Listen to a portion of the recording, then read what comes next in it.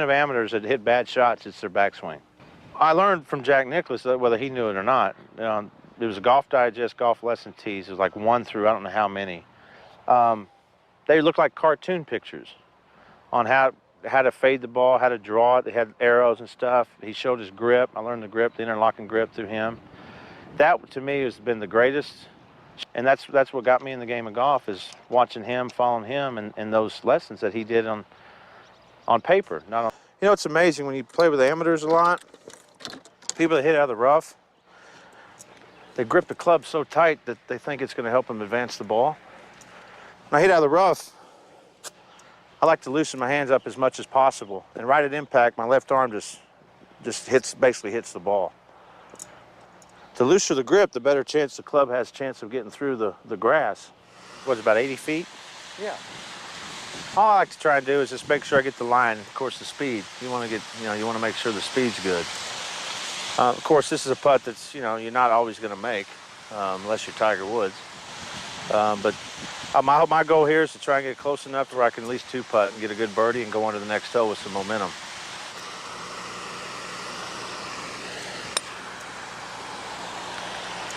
Yep.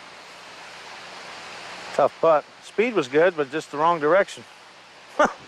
I'm more of a feel putter. I feel when I see the line, I just try and hit that line, and it's all about speed.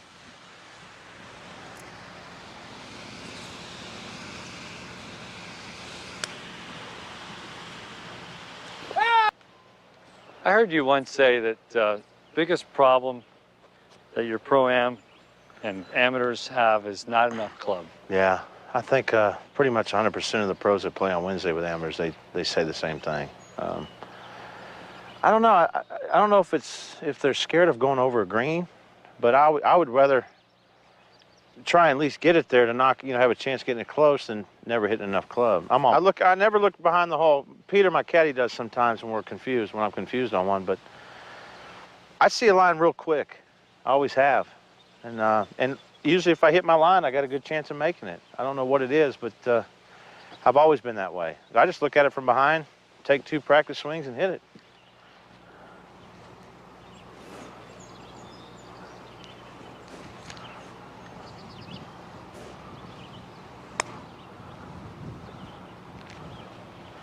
If I'd have hit it, it'd have gone in maybe.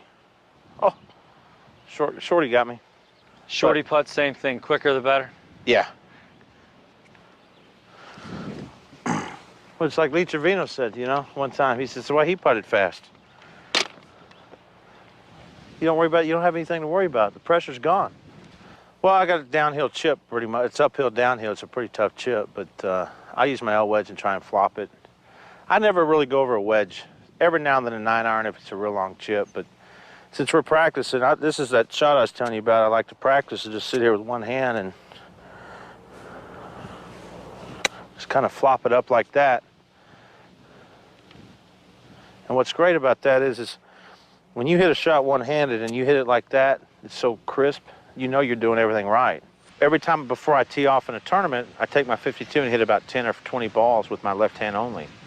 And what that does for me is all my swings, I always want to finish here inside 160 yards. I always want to finish the iron shot here because I've hit nothing but 3/4 shots now. And a lot of my long irons, I do the same thing unless I really go at it. But that has made me, that's what's improved my whole game, is just hitting one-handed shots. Sometimes a lot of people don't, when they put 2 hands on the club and they're hitting it, left, right, dribbling or whatever, they don't really have a clue. They have a clue, but they don't know which hand may be affecting their swing. So if you get a right-handed golfer, so the left-hander would be more like their right hand, going that way. But if you can practice this shot and hit it like that, solid and crisp every time, there's something in your backswing that you're doing right. You're doing everything right. And 90% of amateurs that hit bad shots, it's their backswing. Because they pick the club up, take it way outside, take it way inside. If I was to take this chip shot, like that, way outside, then I got to somehow get the club back to here to hit it square. Or if you take it too far inside, you got to get here to get it there. But what's happened with my left arm is everything is just so square throughout the whole chip. You know, I can go 70 yards is about the furthest I can hit one left-handed. But when I hit it on line and hit it solid, I'm doing everything right on my takeaway. So when I go to hitting long irons and stuff, I feel like I'm chipping. You know, I'm letting the left arm just take the club back and the right arm's just sitting on there until impact. And the same thing with putting too. I like to hit a lot of one-handed putts because if you don't follow through, the ball's going to go right or left every time. So I love to practice one-handed because the good thing about it is you always follow through because the putter's so heavy.